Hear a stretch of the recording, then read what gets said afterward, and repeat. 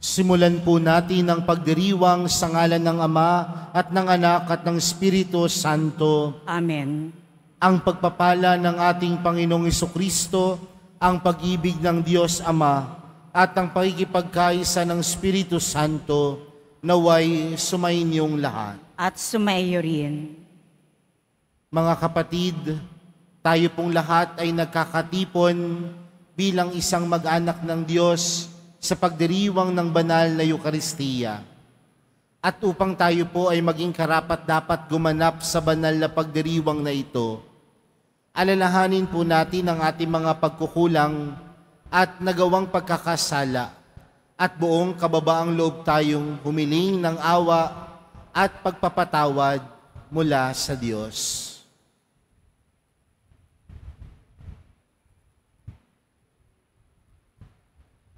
Inaamin ko sa makapangyarihang Diyos at sa inyo mga kapatid na lubha akong nagkasala sa isip, sa salita at sa gawa at sa aking pagkukulang. Kaya'y sinasamo ko sa mahal na Birheng Maria, sa lahat ng mga anghel at mga banal, at sa inyo mga kapatid na ako'y ipanalangin sa Panginoong ating Diyos. Kaawaan tayo ng makapangyarihang Diyos, patawarin tayo sa ating mga kasalanan, at patnubayan tayo sa buhay na walang hanggan. Amen. Panginoon, kaawaan mo kami. Panginoon, kaawaan mo kami. Kristo, kaawaan mo kami. Kristo, kaawaan mo kami. Panginoon, kaawaan mo kami. Panginoon, kaawaan mo kami. Manalangin tayo. Ama naming makapangyarihan, nilob mong akuin ng iyong anak ang krus at kamatayan upang ang sangkatauhay matubos at mabuhay. Ang pag-ako namin sa krus at kamatayan dito sa lupa ayon sa diwa ng pagsunod sa iyong loob na ginanap ng iyong anak ay mapagindapat nawang aming kamtin ang lubos na katubusan at pagkabuhay sa iyong piling. Sa pamamagitan ni Jesucristo, kasama ng Espiritu Santo, magpa sa walang hanggan. Amen. Magsiupo muna ang lahat. Pagbasa mula sa sulat ni Apostol San Pablo sa mga taga-Pilipos. Mga kapatid, magkaisa kayong tumulad sa halimbawang ipinakita ko sa inyo. Kami ang gawin ninyong huwaran. Masdan ninyo ang lahat ng sumusunod sa mga halimbawang ito. Tulad ng malimit kong sabihin sa inyo, at ngayoy luang inuulit ko. Marami ang namumuhay bilang mga kaaway ng krus ni Kristo. Kapahamakan ang kahihinatnan nila, sapagkat ang dinidiyos nila ay ang hilig ng kanilang katawan. Ikinararangal nila ang mga bagay na dapat sana nilang ikahiya, at ang pinag-uukulan lang nila ng pansin ay ang mga bagay na panlupa.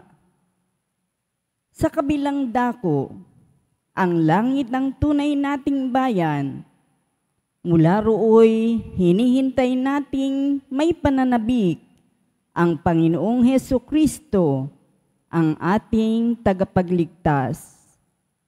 Pagdating ng araw na yaon, babaguhin niya ang ating katawang lupa at gagawing maluwalhati tulad ng kanyang katawan sa pamamagitan ng kapangyarihang ginamit niya sa pagpapasuko sa lahat ng bagay. Kaya nga, minamahal kong mga kapatid, aking kagalakan at karangalan na lagi kong kinasasabigang makita uli. Magpakatatag kayo sa inyong pamumuhay na nakaugnay sa Panginoon. Ang salita ng Diyos. Salamat sa Diyos.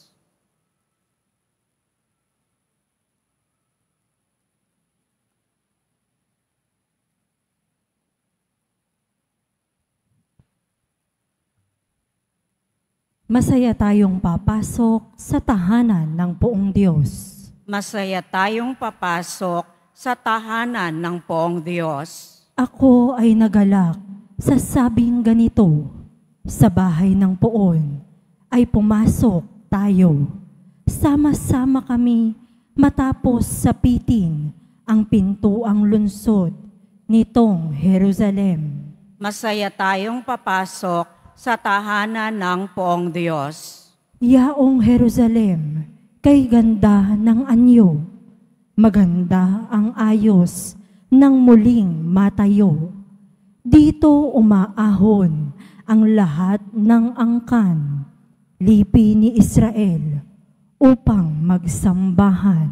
Masaya tayong papasok sa tahanan ng Poong Diyos. Ang hangad, ang Poon, ay pasalamatan, pagkat ito'y utos na dapat gampanan. Doon din naroon ang mga hukuman at trono ng haring hahatol sa tanan. Masaya tayong papasok sa tahanan ng Poong Diyos. Magsitayo na po ang lahat.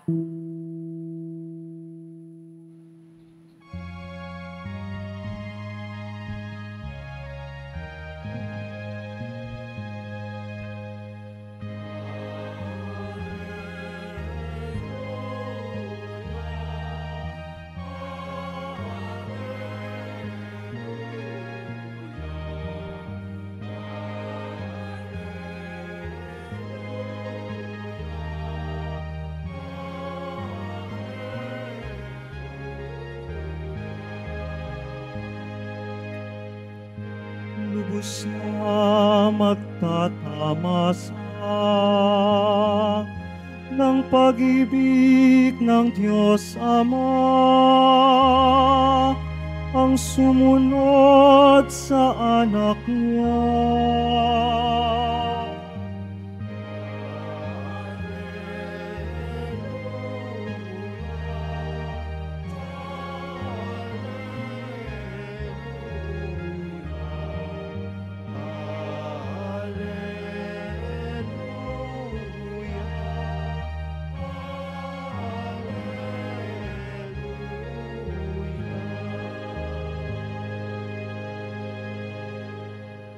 Sumainyo ang Panginoon. At sumayo rin. Ang mabuting balita ng Panginoon ayon kay San Lucas. Papuri sa iyo, Panginoon.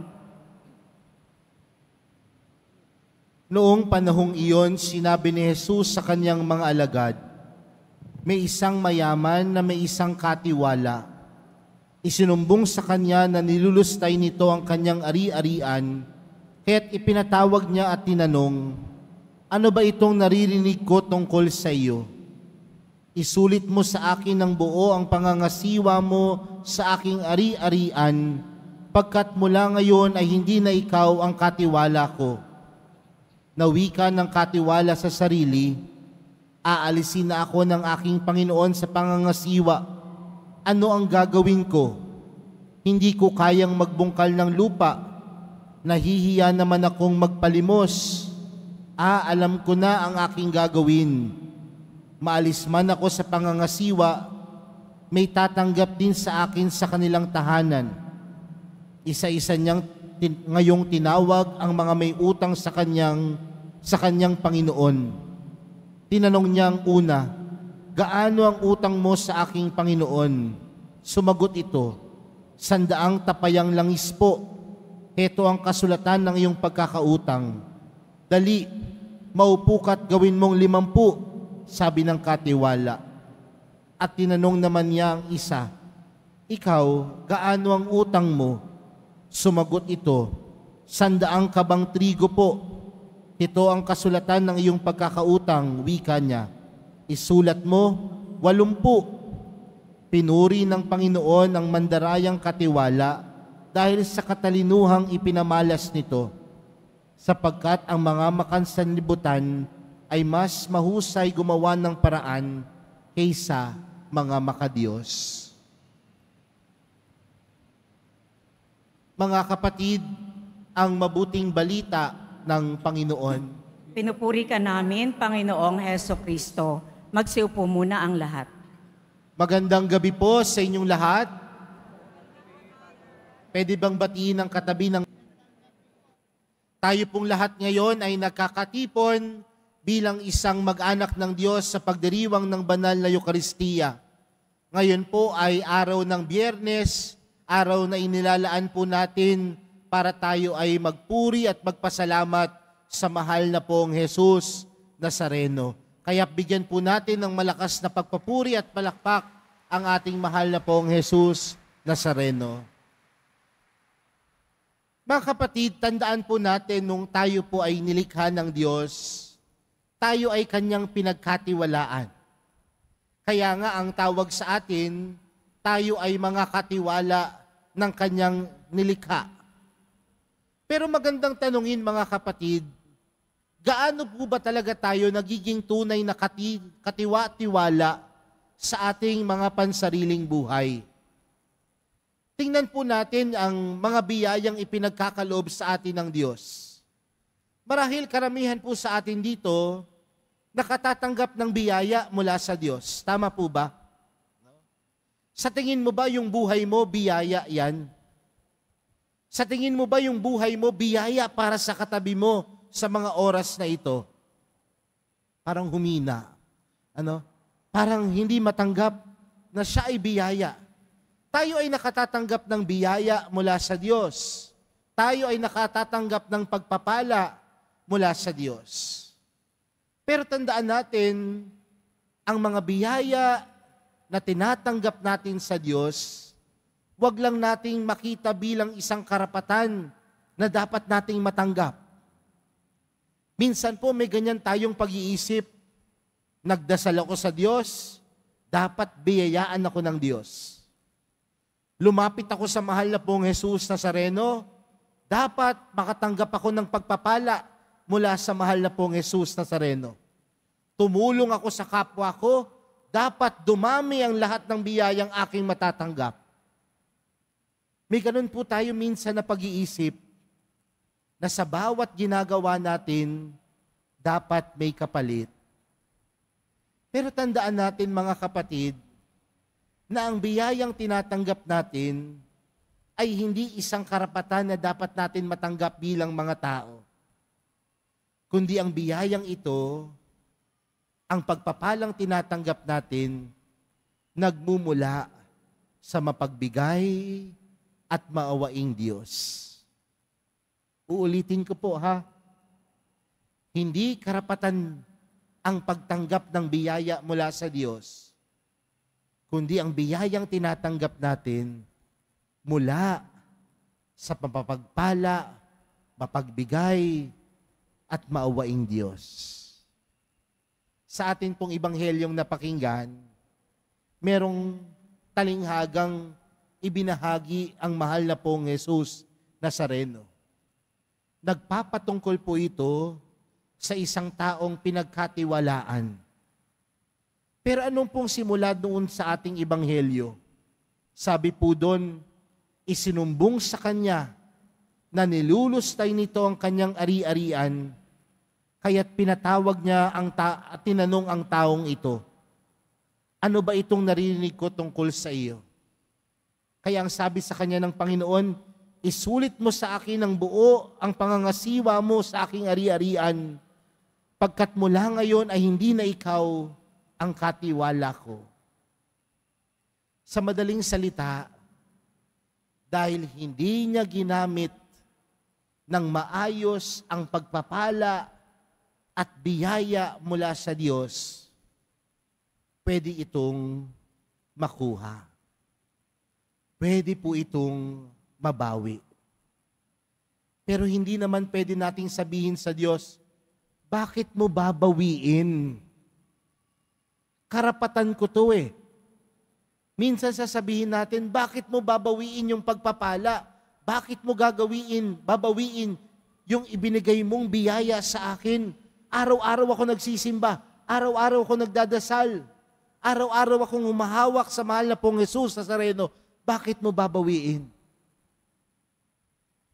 Tandaan natin, hindi ito karapatan.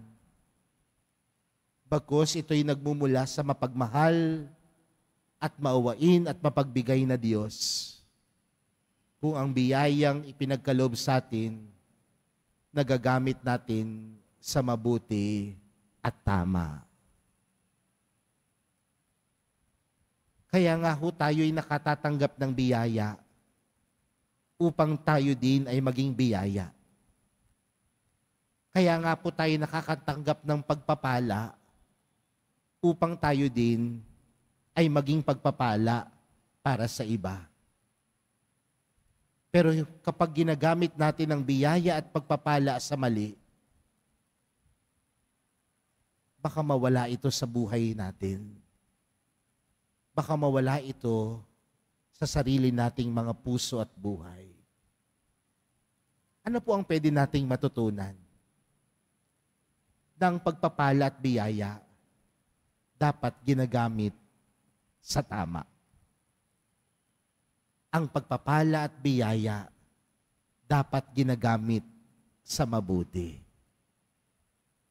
Kaya mga kapatid, ang tunay na katiwala, ginagamit ang pagpapala at biyaya sa mabuti at tama.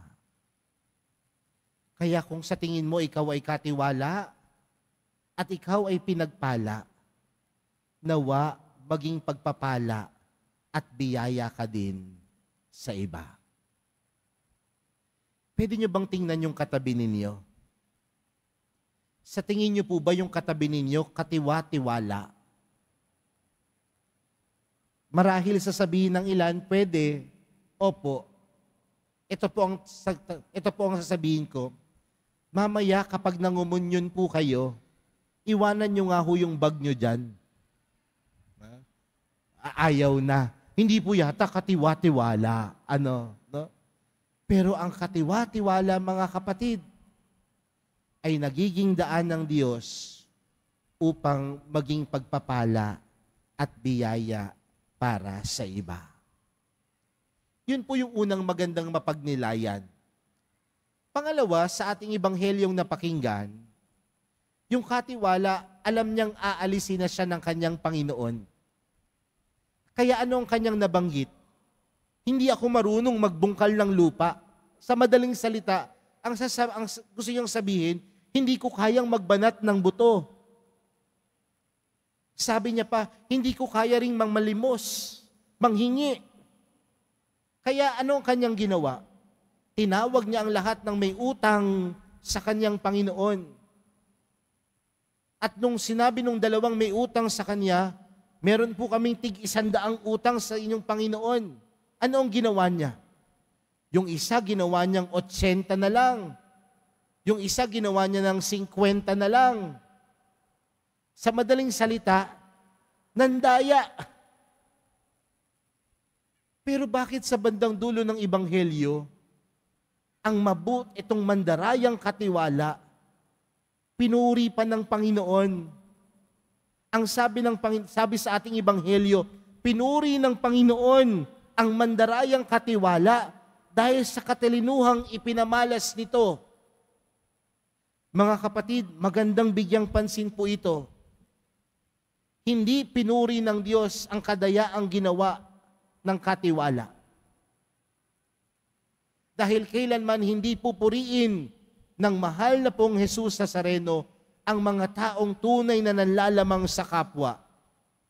Hindi pupurihin ng mahal na pong Jesus Nazareno ang mga taong nandaraya ng kanyang kapwa.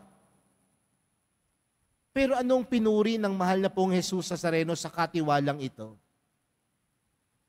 Yung kakayanan niyang mag-isip upang ang kanyang buhay ay maging matiwasay. Ano pong pinupunto nito, mga kapatid? Minsan sa buhay natin, madalas nating sabihin ng mga salitang, pwede na yan. Ako po ay may hawak ng mga eskwelahan. Kaya minsan kapag nakakausap po ako ng mga estudyante at tinatanong ko, anong ginagawa ninyo? Project po. Kailan ang pasahan yan? Bukas na po. Sabi ko, yan na yung gagawin ninyo. At merong mga estudyanteng magsasabi, pwede na yan, papasa na yan. Mahilig tayo minsan sa pwede na yan. O pwede rin nating sabihin, mahilig tayo sa mga salitang makakaraos naman. Pero mga kapatid, minsan ang mga salitang ito ang naglilimita sa atin sa kaya pa nating ipagkaloob. Naglilimita sa atin sa kakayanan pa nating ibigay ang ating lahat ng ating makakaya sa ating mga sarili. Kasi mga kapatid, pagdating sa Diyos, hindi naman pwede yung pwede na yan. Kundi, pagdating sa Diyos, ang dapat nating ipagkaloob, yung pwede, dahil yun, ibinigay ang lahat, ibinigay ang lahat-lahat upang ipagkaloob para sa Diyos. Sa Ingles, tinatawag po natin itong mga mediocres. Para sa ating mga Katoliko, wala po dapat mga mediocres. Mediocrity should not be part of our vocabulary. Pero dapat sa lahat ng pagkakataon, ang iniisip natin, hindi yung pwede na yan, kundi ang iniisip natin na may kakayanan tayong ibigay ang lahat-lahat upang ang buhay natin ay maging matagumpay. Kaya mga kapatid, sa araw na ito, para sa isang katiwala, hindi pwede ang pwede na yan. Bagkus sa isang tunay na katiwala na pinupuri ng Diyos, nag-iisip upang ang kanyang buhay ay maging matagumpay. Kaya po sa pagpapatuloy po ng ating banal na misa, para sa araw na ito, sa araw ng mahal na pong Jesus Nazareno, ilapit natin sa Kanya, nawa tayong lahat ay maging tunay na katiwala. Katiwala dahil tayo ay nagiging daan upang ang pagpapala ng Diyos ay umagos sa iba, dumaloy sa iba. At ang buhay natin ay mapuno ng pagpapala dahil kaya nating ibigay hindi ang kakarampot, hindi ang pwede na yan, kundi ang ating buong sarili. Kaya sa pagpapatuloy po ng ating banal na misa, yan po ang ipanalangin natin sa mahal na pong Jesus Nazareno, na ang bawat isa sa atin maging isang mabuti at hindi mandarayang katiwala. Amen. Magsitayo na po ang lahat.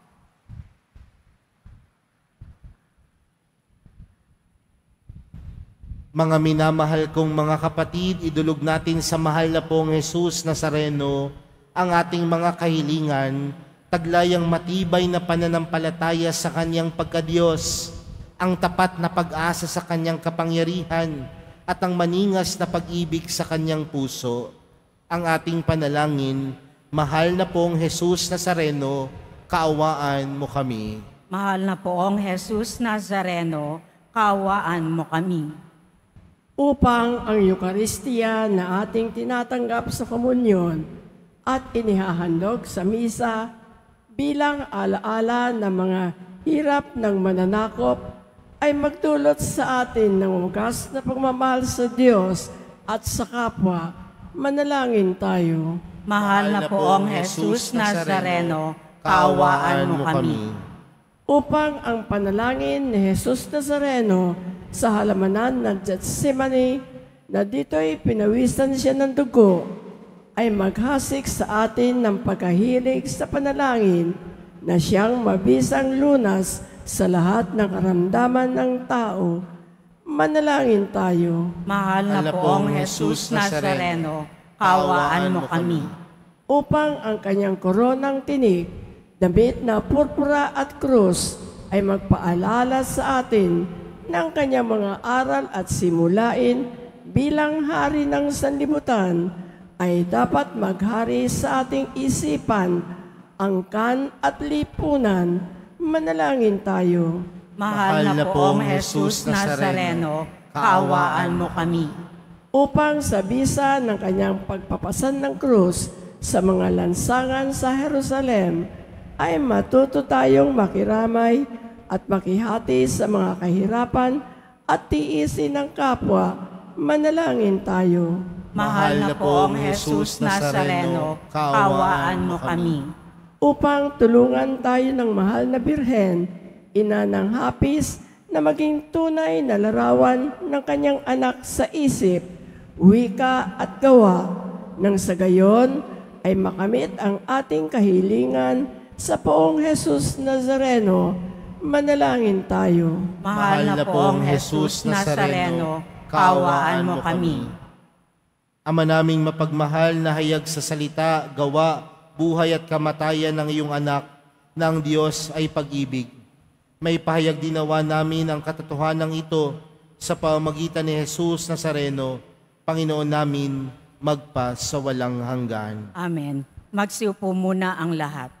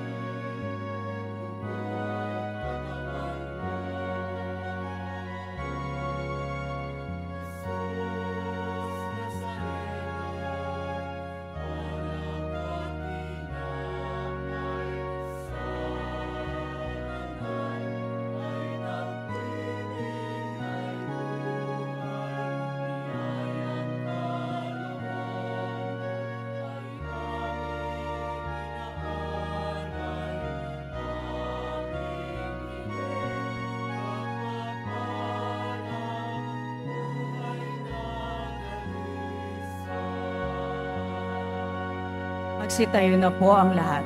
Manalangin kayo mga kapatid upang ang paghahain natin ay kalugdan ng Diyos amang makapangyarihan. Tanggapin nawa ng Panginoon itong paghahain sa iyong mga kamay, sa kapurihan niya at karangalan, sa ating kapakinabangan at sa buong sambayanan niyang banal. Ama naming lumikha sa ikapagpapatawad ng mga kasalanan, maganap nawa ang paghahain ito na sa dambana ng krus ay siyang pumawi sa kasalanan ng buong mundo. Sa pamamagitan ni Jesucristo, kasama ng Espiritu Santo, magpa sa walang hanggan. Amen. Sumainyo ang Panginoon. At sumayo rin. Itaas sa Diyos ang inyong puso at diwa. Itinaas na namin sa Panginoon. Pasalamatan natin ang Panginoong ating Diyos. Marapat na siya ay pasalamatan. Ama naming makapangyarihan, tunay ngang marapat na ikaw ay aming pasalamatan. Iyong ipinasyang sa kahoy na krus, ang sangkatauhay tubusin ni Jesus. Sa punong kahoy nagkapuwang ang kamatayan, sa kahoy na krus itinanghal ang pagkabuhay. Sa punong kahoy na naigang sumaway sa iyo, sa kahoy na krus siya'y nadaig ng masunuring anak mo. Kaya kaisa ng mga anghel na nagsisiawit ng papuri sa iyo, nang walang humpay sa kalangitan, kami nagbubunyi sa iyong kadakilaan.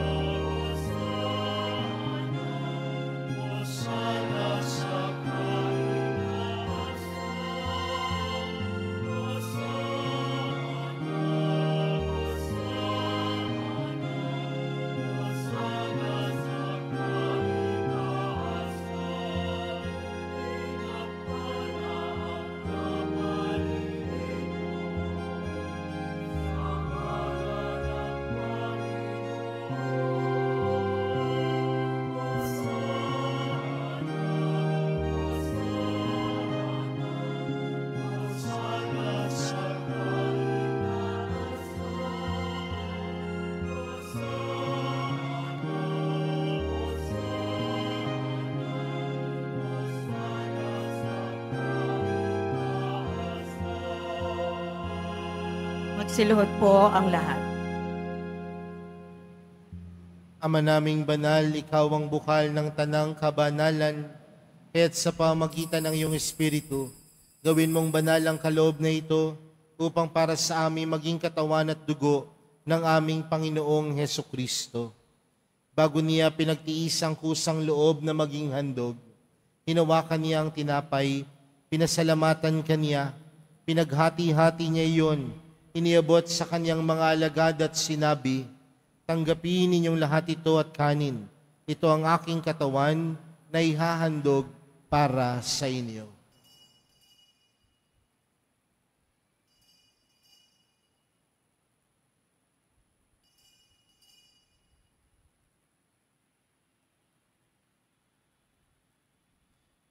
Gayon din naman noong matapos ang hapunan, hinawakan niya ang kalis. Muli kaniyang pinasalamatan, iniabot niya ang kalis sa kanyang mga alagad at sinabi, tanggapin ninyong lahat ito at inumin. Ito ang kalis ng aking dugo, ng bago at walang hanggang tipan. Ang aking dugo na ibubuhos para sa inyo at para sa lahat, sa ikapagpapatawad ng mga kasalanan. Gawin niyo ito sa pag-alala sa akin.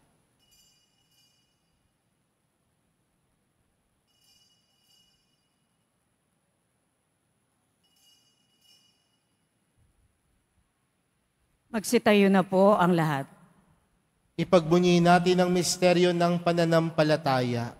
Si Kristo'y namatay, si Kristo'y nabuhay, si Kristo'y babalik sa wakas ng panahon. Ama, ginagawa namin ngayon ang pag-alala sa pagkamatay at muling pagkabuhay ng iyong anak.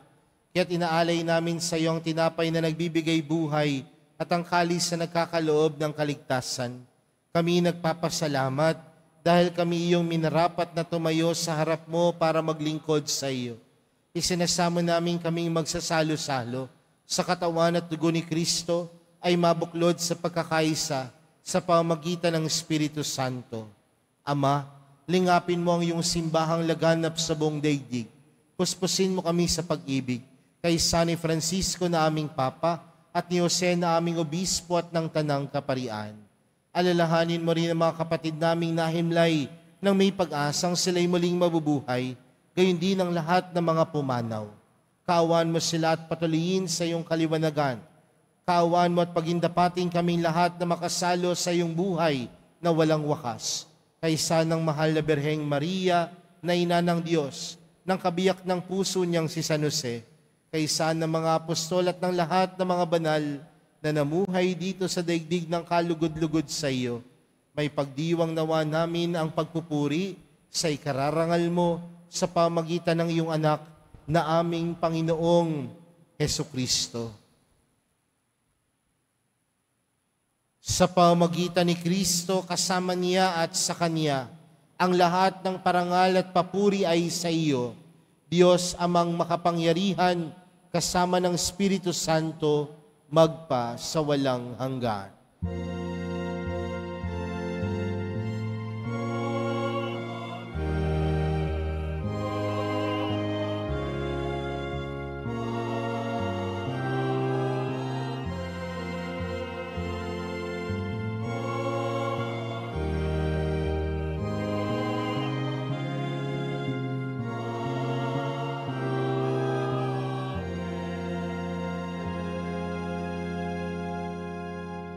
Lumapit po tayo sa Ama natin sa langit sa panalangin itinuro sa atin ni Jesus.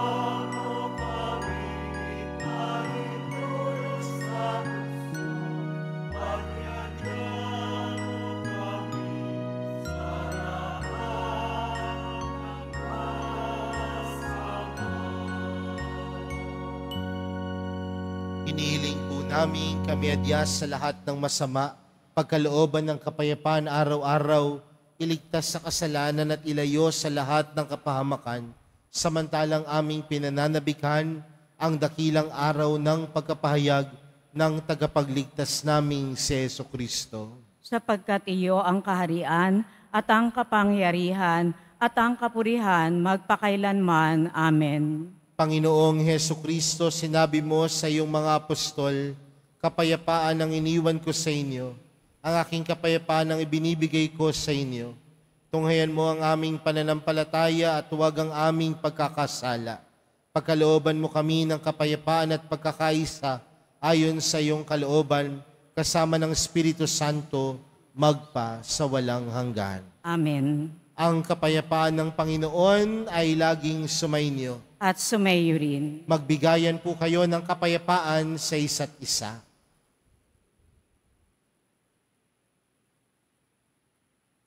Kordero ng Diyos, na nag-aalis ng mga kasalanan ng sanlibutan, maawa ka sa amin.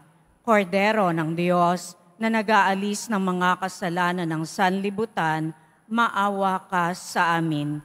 Kordero ng Diyos, na nag-aalis ng mga kasalanan ng sanlibutan, ipagkaloob mo sa amin ang kapayapaan. Lumuhod po ang lahat.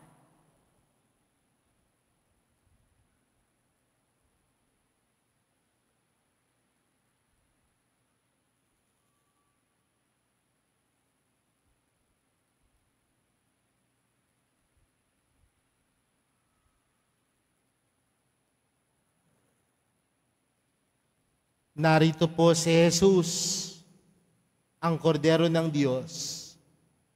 Siyang nag-aalis ng kasalanan ng sanlibutan, mapalad ang mga inaaniyahan sa kaniyang piging. Panginoon, hindi ako karapat-dapat na magpatuloy sa iyo, ngunit sa isang salita mo lamang ay gagaling na ako.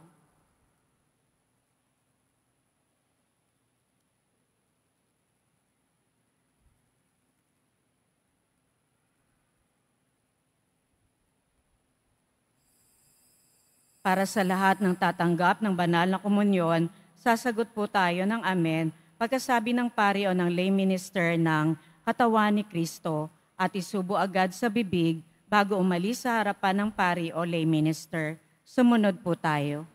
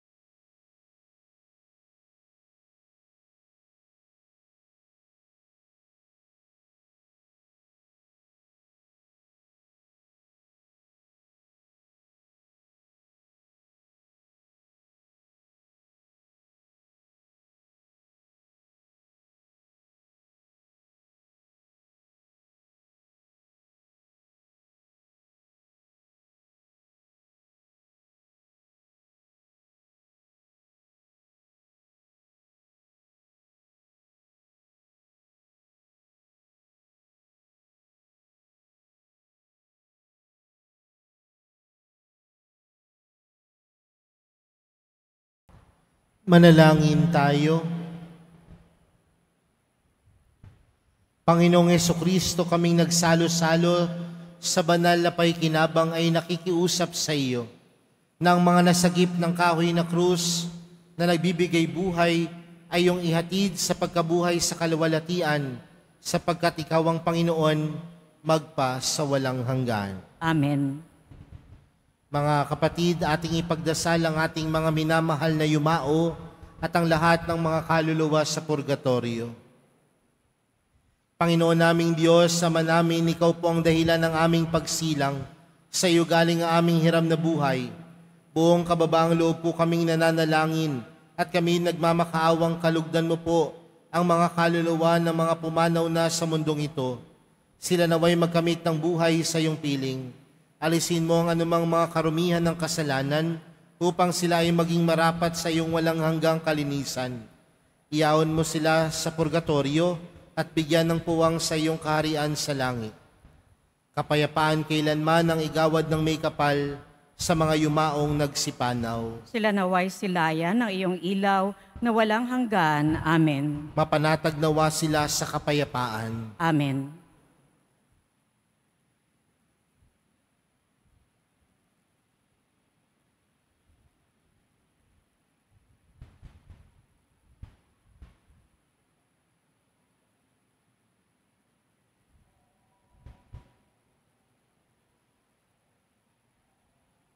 Sumainyo ang Panginoon. At sumayo rin. Mahal na pong Jesus Nazareno, inihayag mo sa pamamagitan ng krus ang walang maliw na pag-ibig ng Diyos sang katauhan. Pakinggan mo ang kahilingan ng iyong angkan na nagsusumamo sa iyo. Makamtan nawa nila ang iyong katugunan at tanggapin ang kasagutan na may utang na loob na tinatanaw. Basbasan din po ninyo ang mga daladala nilang mga imahin at dasalan. Sa pamamagitan ng bendisyon na ito, naway maalala nilang mga pangako nila noon sa binyag, na ikaw ang kanilang ibigin at paglilingkuran bilang Panginoon, magpa sa walang hanggan. Amen.